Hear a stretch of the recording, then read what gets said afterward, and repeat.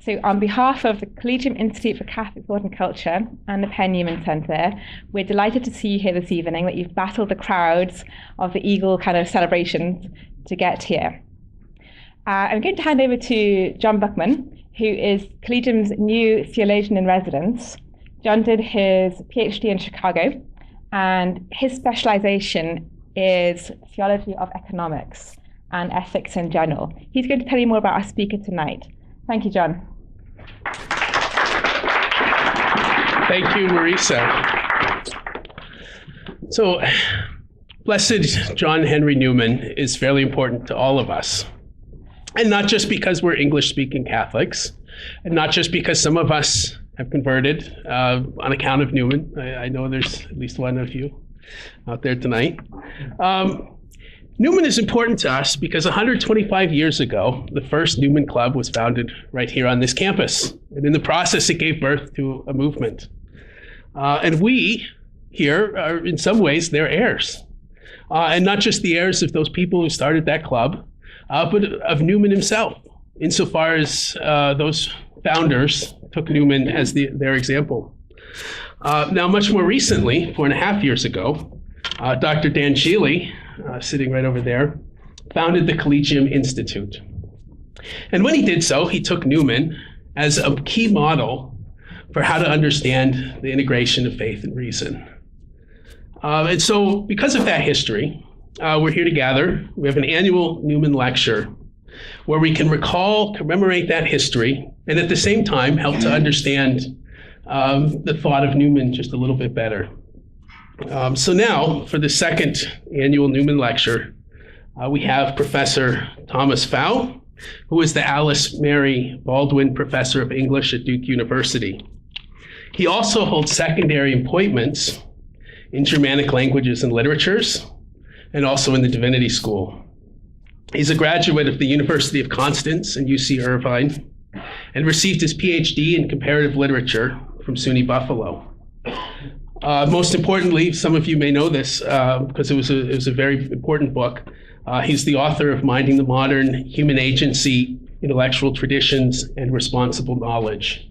It's about 650 pages, so a smaller book. Tonight, he's here to share with us a paper titled To Be Deep in History, Newman on the Gift of Tradition. And so please welcome with me Dr. Thomas Pfau.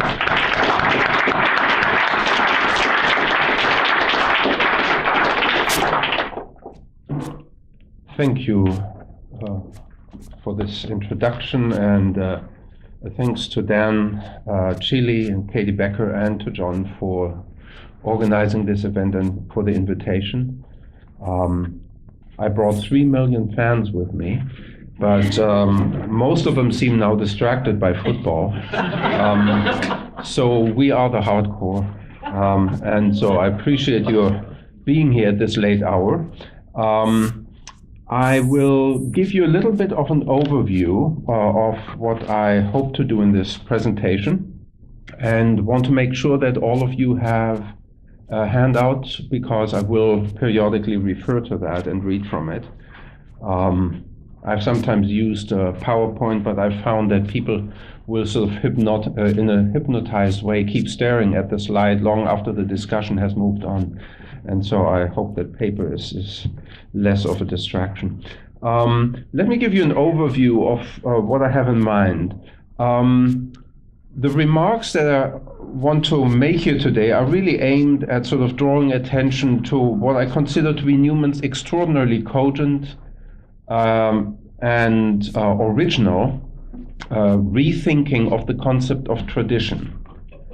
He inflects and fundamentally reorients that concept by speaking of it in terms of development.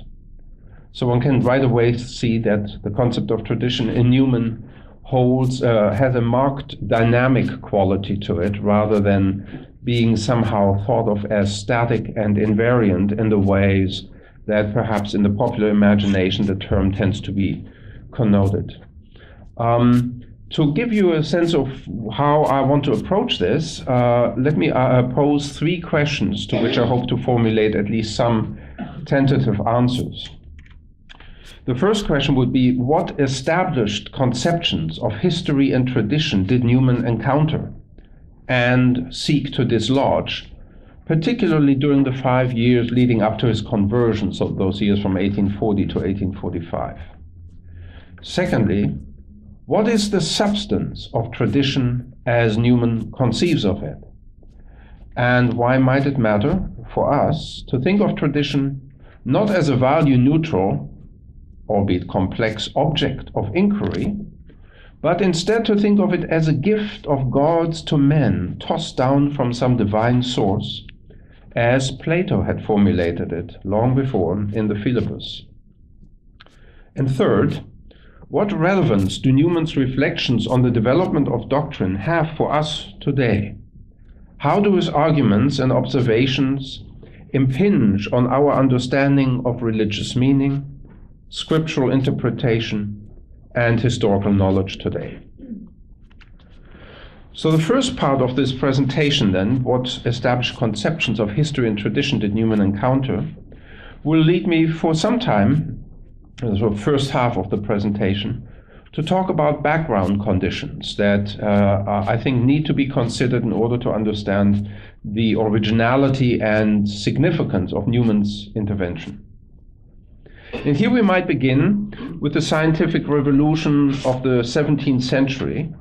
One could think here of Descartes' rationalism and Hobbes' mechanism.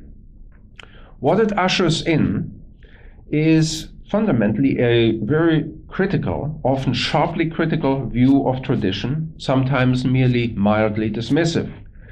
It's to some extent prepared for by the anti-Aristotelian and anti-philosophical polemics of the Reformation. Aristotle in particular is a figure that the scientific revolution of the 17th century completely reevaluates, and in many cases, not all, actually seeks to place at a great distance, as a figure no longer relevant. Perhaps a letter by Descartes to Mersenne, written around the time that Descartes is at work on his meditations, would sort of put the matter rather well. In it, Descartes says, I don't actually want to refute Aristotle. I just want to write in such a way that people will forget about him. So gradually make him fade away. Now this critique of tradition intensifies with Locke and Hume, and specifically with their empiricist conception of knowledge that is, which they take to arise fundamentally from sensation and a mind that is fundamentally, in Hume's famous, notorious account, ruled by the passions. Hume famously says that reason is the slave of the passions, often quoted statement, although one might want to hold out hope that he meant it a bit more as a provocation than as a final conclusion. The contraction of Aristotle's 4 types of causation into one type of causation is here of particular interest. So we do know, of course, that Aristotle had specifically distinguished between different kinds of causation: material, formal, final, and efficient causation. And what is particularly distinctive about the modern era, starting in the 17th century in particular, although earlier developments in this regard can also be identified, is that in fact, since then, we have largely come to think of causation as simply efficient causation. So think of billiard ball kinds of causation. When that happens, and it certainly has happened since, what we see is a kind of reductionist model of explanation that seems to evacuate from knowledge any temporal dimension. Because the thing about efficient causation is that we no longer think of it as a really temporal process. It's something that seems to happen instantaneous. So the cause-effect relationship should be immediately and transparently visible. And so the idea that somehow processes unfold over time, and that to understand the deeper meaning of a process might also in its own right require time, begins to recede. So where causation is pared down to merely efficient causation, what disappears are, for instance, notions of final causation, that is, complex motives or notions of the good, that from Plato to Aristotle to Aquinas and Nicholas Cusanus were thought to be absolutely central to human knowledge. So as a result, what we find in the 17th century, beginning there and sort of really accelerating in the sort of naturalist accounts of the Enlightenment, is that knowledge is no longer so much understood in narrative terms. It is no longer so much a process that unfolds over vast expanses of time. And as a result, tradition ceases to play a significant role in human affairs, or at least so it is concluded by some of the figures I mentioned. Now, as we will find, part of Newman's genius was that he actually appropriated some of the empiricists' premises, in particular the premise that knowledge arises from sensation, but he turns it against their reductionist conclusions. Newman was deeply invested in British empiricism, and his vocabulary, right down to his late book, The Grammar of Assent, shows that. Now, at the end of the 18th century, we encounter a much more subtle variant of the Enlightenment view of tradition in the philosophy of Immanuel Kant. Kant does not simply write history and tradition out of the picture, as Locke and Hume's epistemology by and large does. Instead, Kant construes tradition as what he calls Vorurteil, prejudice. I should say right away that the valence of the term prejudice in the 18th century is not nearly as tinged with a form of moral aggression as it is today. Prejudicium was simply some concept of some framework of knowing that seemed to sort of have been received on faith or simply from the past, but was not independently arrived at. So it didn't have quite the negative connotations it does now, but it was certainly something Kant meant to overcome. And so he construes prejudice as something that should be combated by what he calls critique. Critique is the English transliteration of this word. Knowledge becomes a matter of emancipation from the past, which now is understood as competing for the same epistemological and moral space as the present. So what emerges here at the end of the 18th and the beginning of the 19th century is a prevailing conception that to know properly means to be critical of a tradition rather than to be a considered participant in a tradition. The culminating point of these developments, for that time at least, is without a doubt the French Revolution. In particular, I'm thinking here of its wholesale destruction of received political and religious institutions, and also its violent contestation of their institutional and metaphysical underpinnings. The Jacobins' iconoclastic outlook on the past leads them, among other things, to raise monasteries, to execute bishops and other members of the clergy. And it reflects a deep distrust of history as a source of insight. Emblematic of that distrust is the fact that the French Revolution resolved to begin a new calendar, with 1789 being counted as year one. They then started revising the calendar several times very quickly because there were too many developments that seemed to conflict with it. And of course, it was abandoned fairly quickly when they found, to their infinite dismay, that the rest of Europe was not following suit. Now, as the French Revolution sort of has run its course, what sets in is a conception of tradition that is fundamentally different in its orientation. And this is the next part of the background information I want to offer. Let's think of it as what I would call the myth of a return. The idea of tradition as something to which you can return, which you can revive, reinvigorate, which at that time would sort of be generally known as the age of the European Restoration. But the Restoration found, interestingly enough, its sort of urtext, the sort of one book that had in a way prognosticated everything that came to pass after 1815, in none other than Edmund Burke's Reflections on the Revolution in France. As Novalis, the German poet, called it, a revolutionary book written against the revolution. And it is a book to which, in fact, all the writers of the European Restoration, which also meant very much a Catholic restoration, subsequently refer. It is indeed published in November 1790, so more than a year before the execution of the king, and before the revolution had even entered into its violent phase. It is a book that is certainly eerily prescient, and with Burke's sometimes rather purple rhetoric, it lambasts the Jacobins and their philosophical precursors, Voltaire, Helvetius, La Mettrie, but also, importantly in Burke's case, he really takes to task England's radical dissenters for what he calls their reckless spirit of innovation. In Burke's view, they had cut themselves adrift from all past knowledge. And as a result, he says, rather contemptuously, they were nothing more than men of mere theory. Burke advances something of a conspiracy narrative of sorts when he asserts that, quote, a literary cabal had some years ago formed something like a regular plan for the destruction of the Christian religion, end quote.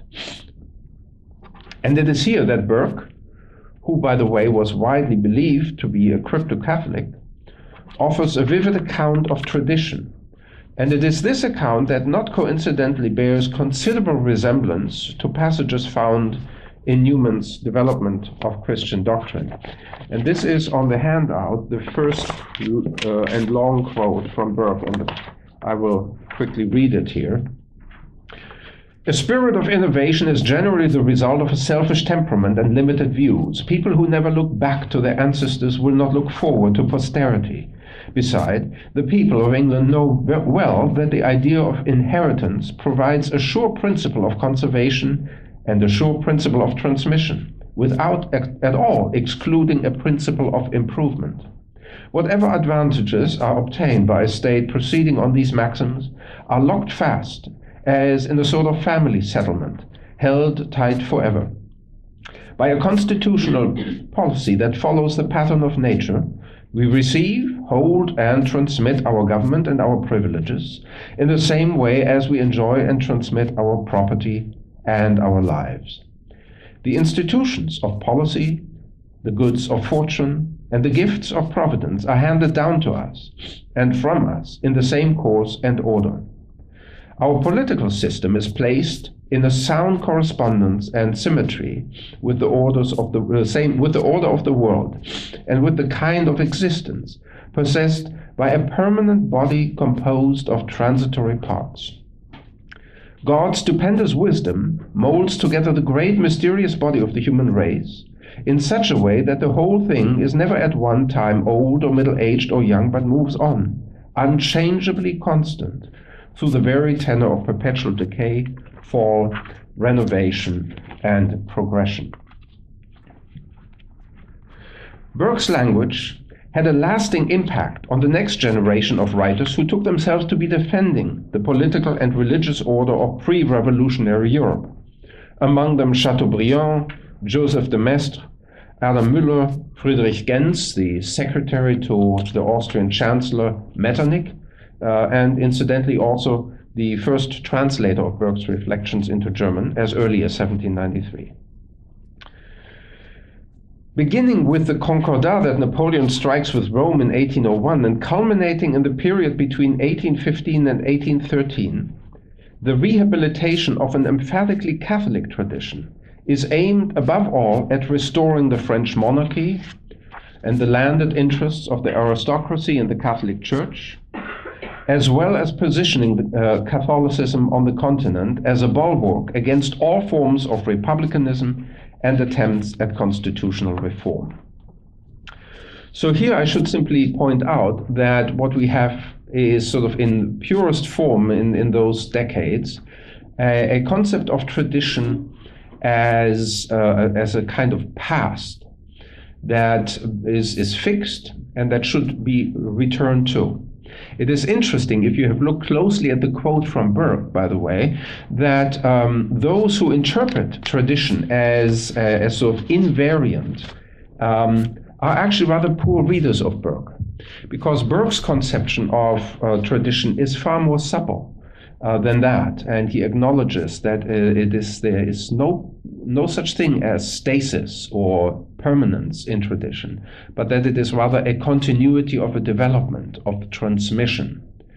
But that it's part of any author, I suppose, to be sometimes misread rather widely, because the interests of the time dictate it. Anyway, the Oxford movement's theological intervention pursues a fundamentally different, almost obverse end when it comes to the concept of tradition within the field of theology. And I just so briefly want to indicate that the Oxford movement, as I understand it, the Oxford movement's fundamental objective was to pry Anglicanism away from its long-standing entanglements with the secular state by reminding Anglicanism itself of its deep theological roots in apostolic and patristic writing. As Newman puts it in 1845, Christianity must once again learn to draw on, quote, the testimony of our most natural informant concerning the doctrine and worship of Christianity, namely the history of 1800 years. Animating this quest is Newman's conviction that the Christianity of history is not Protestantism, and Protestantism has ever felt it so. Newman's investment in the theology of the Church Fathers, above all St. Athanasius, mobilizes theological tradition in its full historical scope, not for the purposes of reinforcing denominational divisions, but on the contrary, to restore the Christian faith to its pre-schismatic integrity and fullness.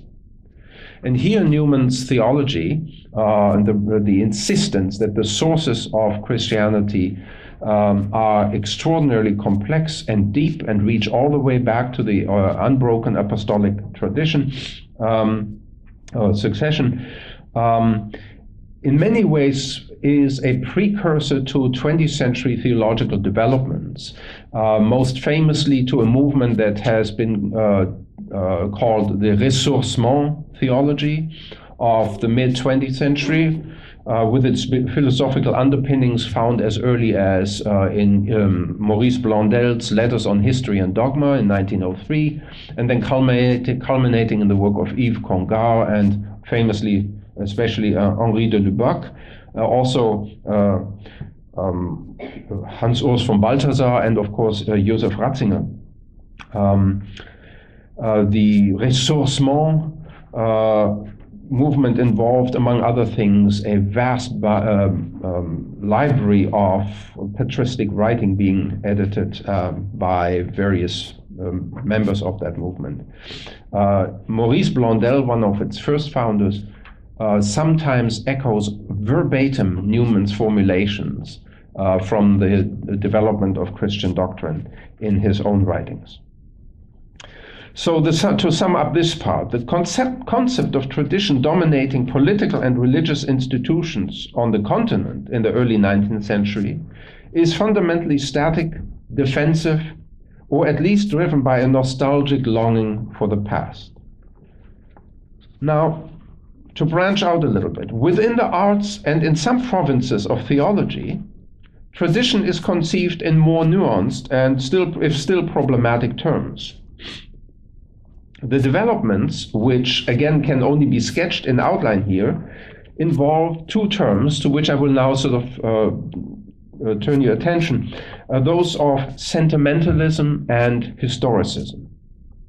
Sentimentalism, or as Charles Taylor has called it, expressivism, is above all a cultural movement associated with major figures of the later 18th and early 19th century.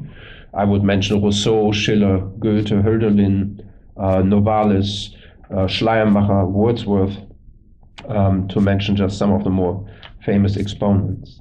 It is inherently opposed to the impersonal and ahistorical abstractions of Enlightenment rationalism. As such, sentimentalism posits within the mind of the modern individual, as Friedrich Schiller puts it, two conflicting conceptions and feelings, with reality as limit and with the idea as the infinite.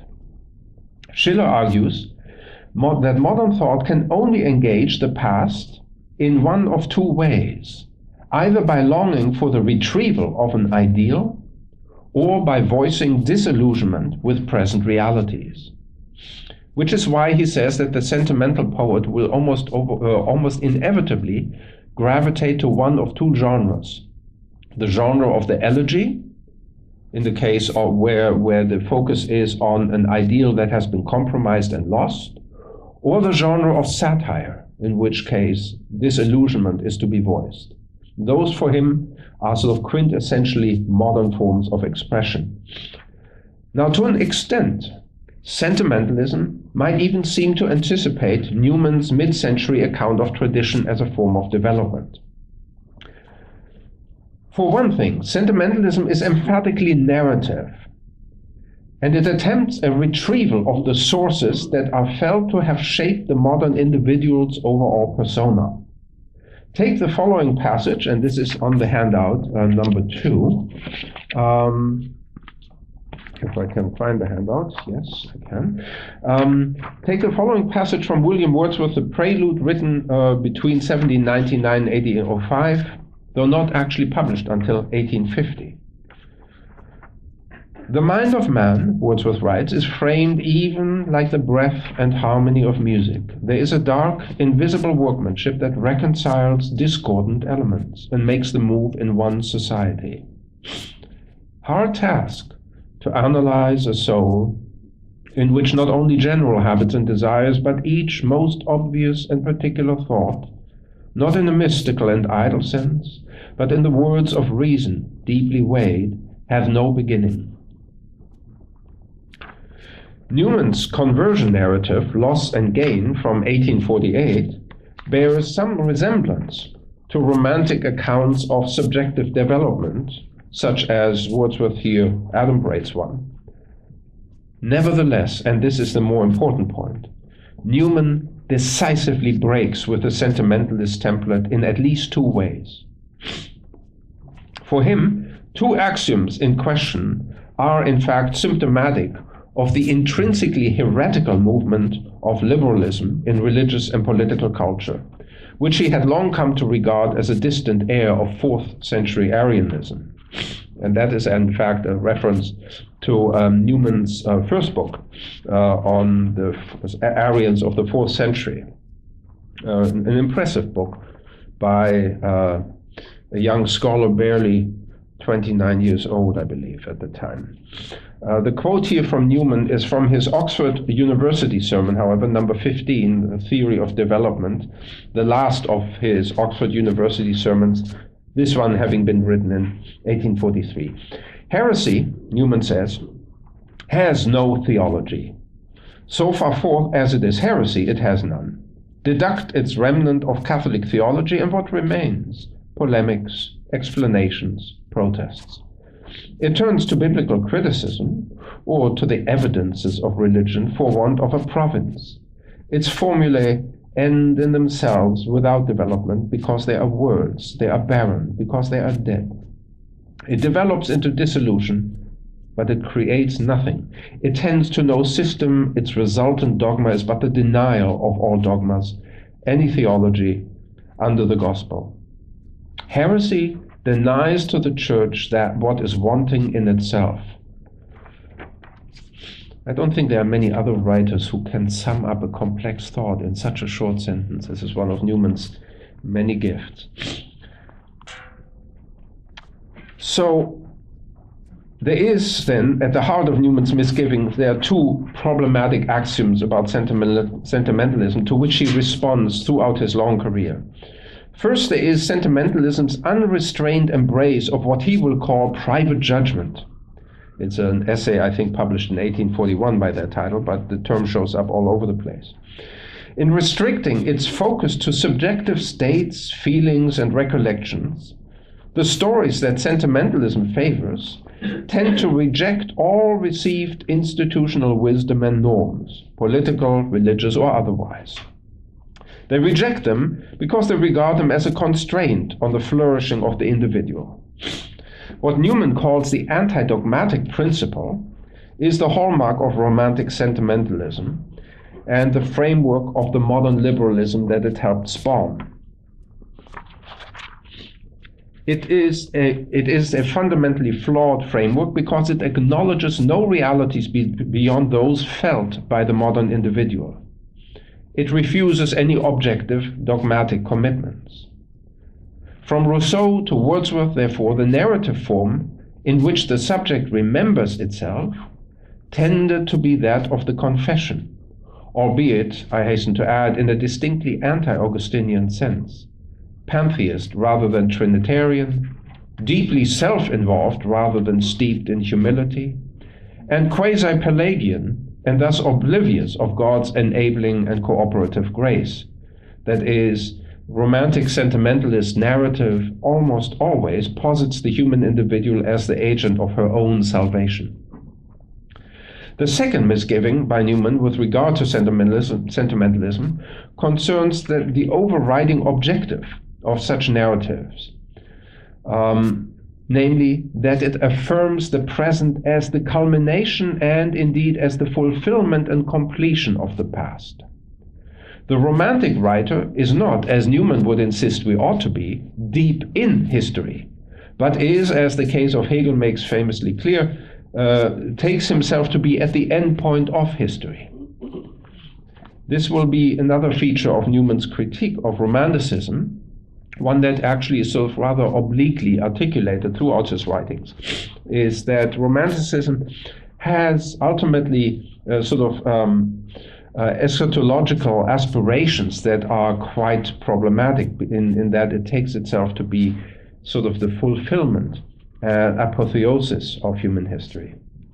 So for the sentimentalist writer, the past is always only retrieved so as to enable the present to congratulate itself on having overcome it, by having taken definitive possession of its spiritual and intellectual sources. As it happens, this logic of remembering as a conclusive inventory taking of the past also informs the second paradigm of tradition that dominates the second half of the 19th century and has still considerable traction to this day, namely historicism. Now, historicism in Newman's time takes already many forms. Higher biblical criticism, mentioned briefly in the passage I just quoted, is one. Grand political narratives of the kind that Ranke, Michelet, and Treitschke offer would be another. The institution of the modern museum, in which exhibits almost always were organized historically, is yet another one. You could also think of the encyclopedia, all the way up to the, I believe, 1887 ninth edition of the Encyclopedia Britannica, being also sort of essentially little summae, in which, say, Henry Sidgwick writes a treatise on ethics for the ninth edition of the Encyclopedia Britannica, an encyclopedia entry that winds up to being a 300-page book and purports to tell us everything. With the intimation, as Alistair MacIntyre has argued, that after that, not much will be left to say at all, actually. So historicism's procedure tends to be accumulative, exhaustive, and rationalist, insofar as it posits from the outset that there can be no mystery or revelation. Instead, historicism contextualizes events, ideas, movements, and practices so exhaustively as to prove that what happened at any given point was normal and, at least upon retrospect, probably perfectly predictable.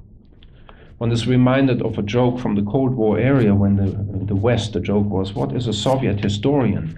The answer was, a Soviet historian is someone who can correctly predict the past. Historicism categorically resists the possibility that the past might have an enduring and transformative hold on the present. Newman's misgivings about such rationalism surface throughout his work, such as in Tract 73, this being quote 4 on your handout. on the introduction of rationalistic principles into religion. It's one of the truly great tracts that Newman contributed to the Tractarian movement from 1841. When nothing is revealed, nothing is known, and there is nothing to contemplate or marvel at. But when something is revealed, and only something, for all cannot be, there are forthwith difficulties and perplexities. In fact, revelation consists of a number of detached and incomplete truths belonging to a vast system unrevealed, of doctrines and injunctions mysteriously connected together.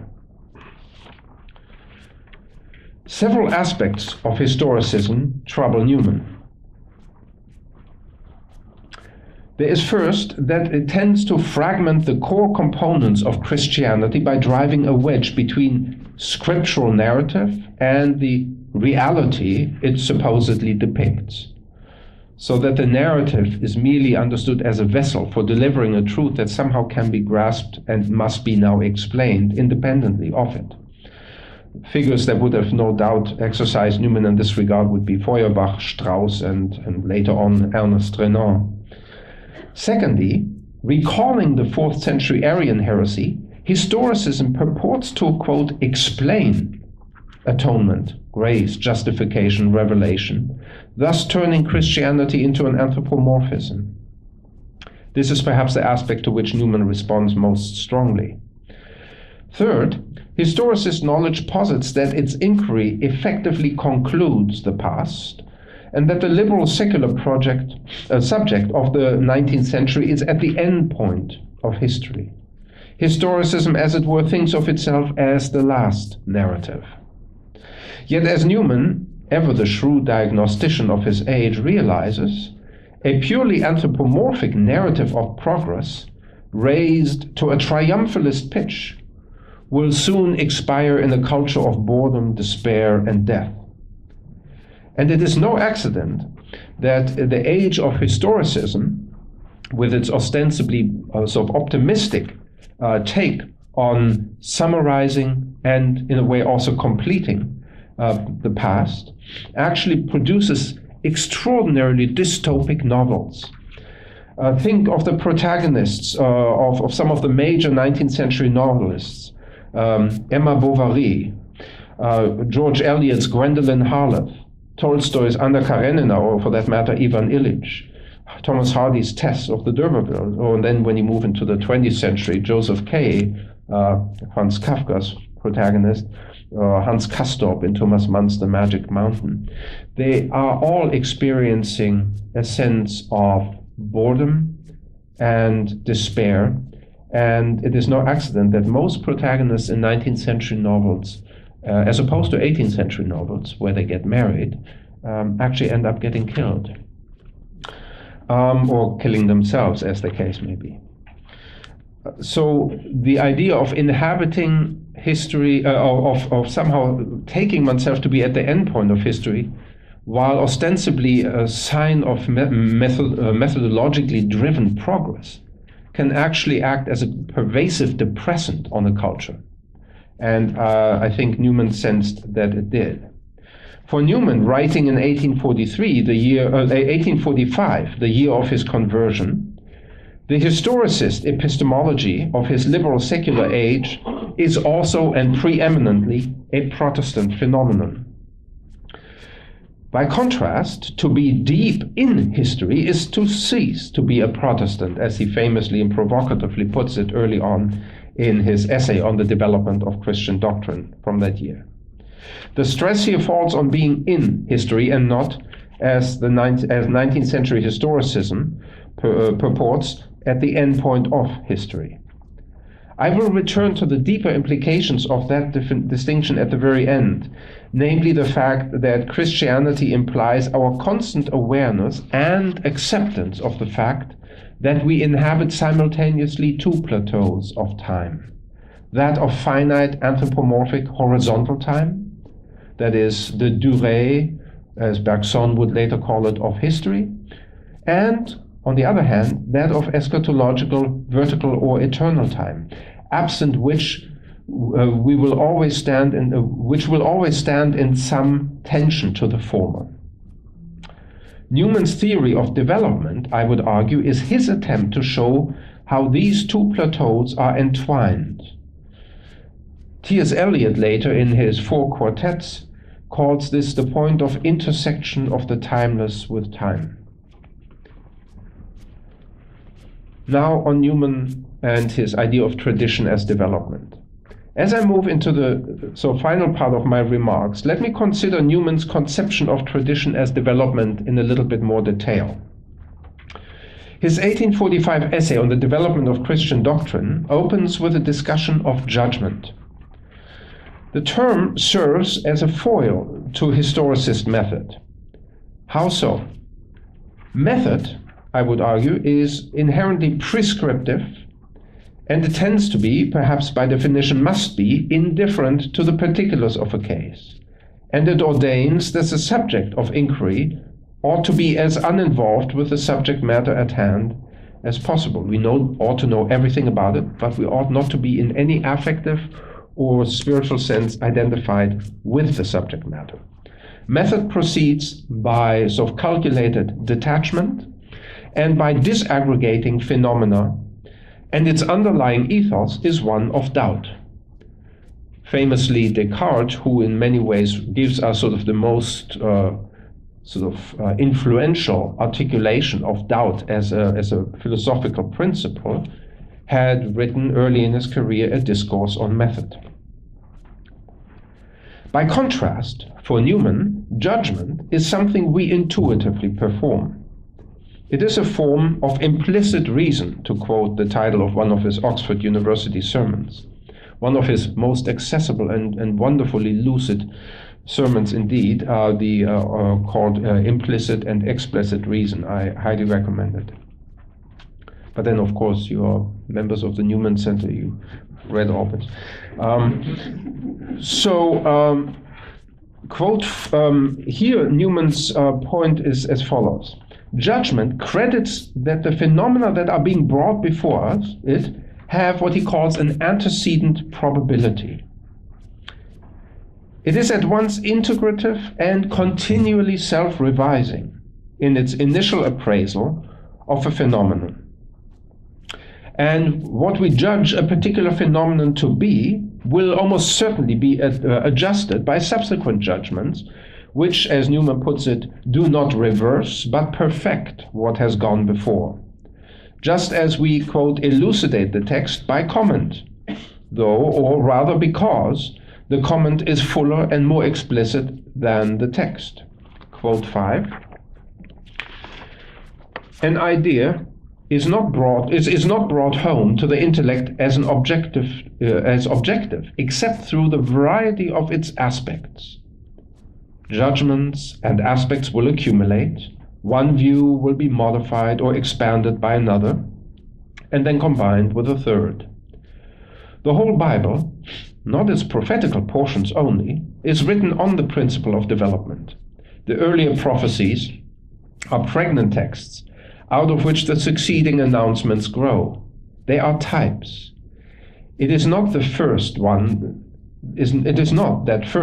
truth is told, then another, but that the whole truth, or large portions of it, are told at once, yet only in their rudiments, or in miniature, and they are expanded and finished in their parts as the course of revelation proceeds. With that last phrase, by the way, we can also see that Newman in fact tells us that we, as respondents to Scripture, are still part of an ongoing process of revelation. We are not somehow simply receiving revelation as a message that occurred some 2,000 years ago. But revelation, in the sense, is a continuously unfolding process. And our partial and always finite and to some extent limited judgments are the instruments by which revelation is brought home to us. Judgment responds to things as it has been given, a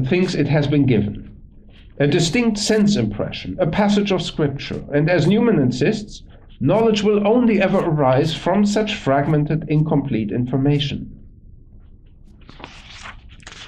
As he says, an idea is not brought home to the intellect as objective except through the variety of its aspects.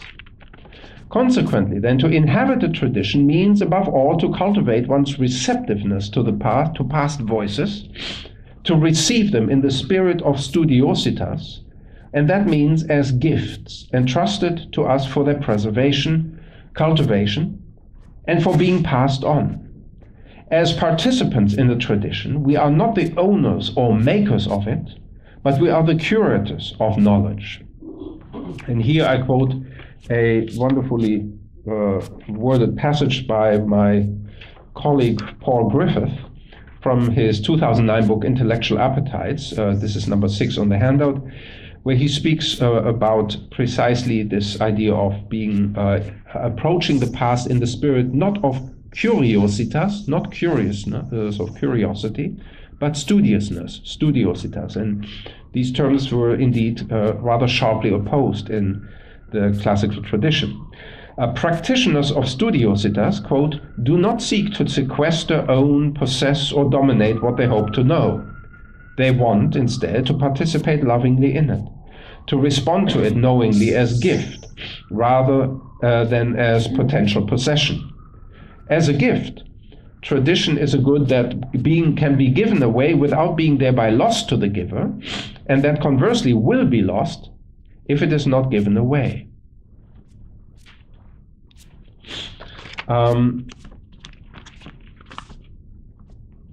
We should remind ourselves that by development of doctrine, Newman does not mean alteration or redefinition of the idea of Christianity. Doctrine doesn't develop in the sense that it becomes something else. Rather, the development in question arises from the fact that an idea not only modifies, but is modified or at least influenced by the state of things in which it is carried out, as Newman puts it. So development for Newman means a fuller discernment of meanings that were always already present in the original depositum fidei, the deposit of the faith of revelation itself. Because the meaning of revelation can never be fully grasped by any individual or generation, its full import can only be revealed over the course of many centuries, provided later generations are willing to avail themselves of the insights of the preceding ones. There's a wonderful passage in T.S. Eliot's essay, Tradition and the Individual Talent. It's an essay, I think, first finished in 1919. And in it, Eliot sort of briefly sums up the prevailing sort of conventional view that, the ancients, well, they didn't know that much, really, did they? We know so much more than they did. And he says, precisely, and they are what we now know. So it's not as though we were somehow doing something entirely different, but what we are doing, we are only able to do because we are responding to them. That's how we know more, by knowing them.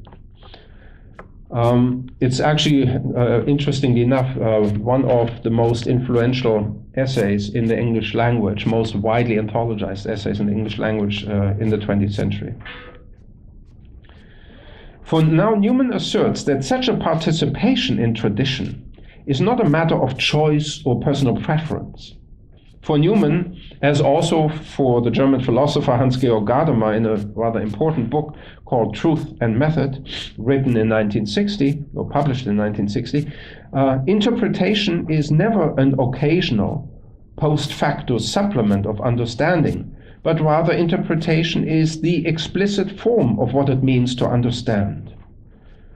So pushing back against any form of Protestant fideism or any kind, Newman insists that our relationship to a tradition can be neither one of blind affirmation nor of historicist detachment. Instead, it must be one of open-ended sifting, judging, rethinking, and continually reinterpreting the gift of the word.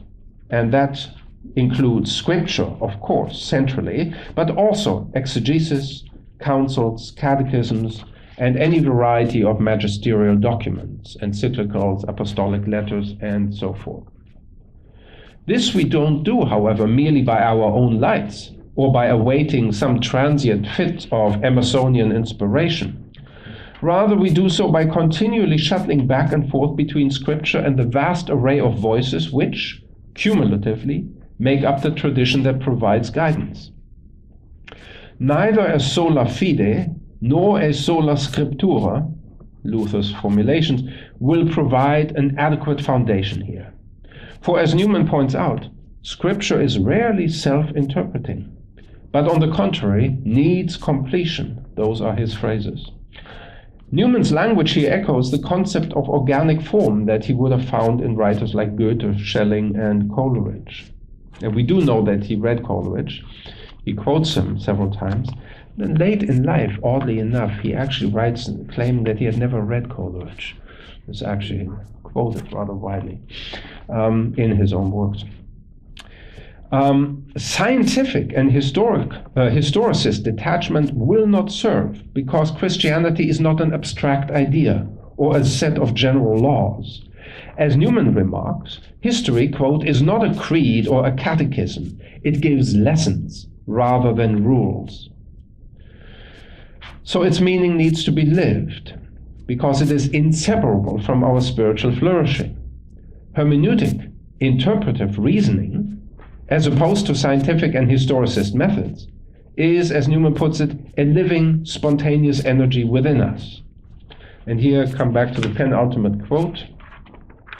To grasp the fullness of a tradition and to participate in the deeper meaning of it, while always an incomplete undertaking, quote, is not an effect of wishing and resolving or of forced enthusiasm or of any mechanism of reasoning or of any mere subtlety of intellect, but comes of its own innate power of expansion within the mind in its season, though with the use of reflection, argument, and original thought, more or less, as it may happen, with a dependence on the ethical growth of the mind itself, and with a reflex influence upon it. Again, the parable of the leaven describes the development of doctrine in another respect, in its active, engrossing, and interpenetrating power. And here are my concluding sort of remarks. And this is what I said earlier I would come back to, the fact that on Newman's account, we live always at the intersection of two conceptions of time, not just one. Newman's account of development takes up a fundamental challenge confronted by every theologian, namely, how to reconcile the provisional nature of empirical time and finite knowledge achieved within it with the eternal logos that ultimately sanctions any experience of meaning by finite time-bound beings. As the Swiss theologian Hans-Urs von Balthasar observes, referencing book 11 of Augustine's Confessions, where Augustine explores the concept of time, the underlying difficulty is the soul's experience of duration, that is, time experienced as a distinctive flow that cannot be accounted for by reference to the movement of the heavenly bodies. So not simply computational time. Newman's theory of development constitutes a distinctly modern way for the finite individual to confront its inescapable experience of time as distension, distentio, of sort of being extended, but also distended, a kind of psychological spacing. Augustine's word distentio actually renders Gregory of Nyssa's diastasis. Augustine had formulated the dilemma thus: I fall into dissolution amid the changing times, whose order I am yet ignorant of. Yet even as human beings experience time forever as sinful distension and disunity, their capacity for opening up to the past in the modality of patient and undesigning interpretive activity also furnishes a remedy of sorts. What von Balthasar calls this distended attentiveness is only possible, however, if the mind, in its expecting, noting, and remembering, persists in this distended time. So we must not be impatient, but we must in a way accept that we will only ever have a partial perspective. That said, it would then be a mistake to consider hermeneutic activity of the sort that yields a theory of development as nothing more than a technique belatedly introduced to sift the chaos of distended, inchoate time. Instead, it is the faithful response to an anterior calling, itself audible in distended time, a calling that for Newman enjoins theology to seek and discern the eschaton coded within their temporal moment. T.S. Eliot has a wonderful phrase in his 4 quartets where he says, "Only through time, time is conquered." As Augustine puts it, far from lapsing into oblivion or nothingness, the past seems to be increased by the very fact of our reflective encounter with it. As he says, how does the past grow? How does the past grow, seeing as it no longer exists? If not, in virtue of the mind's constant expectancy, attention, and memory. Thank you very much.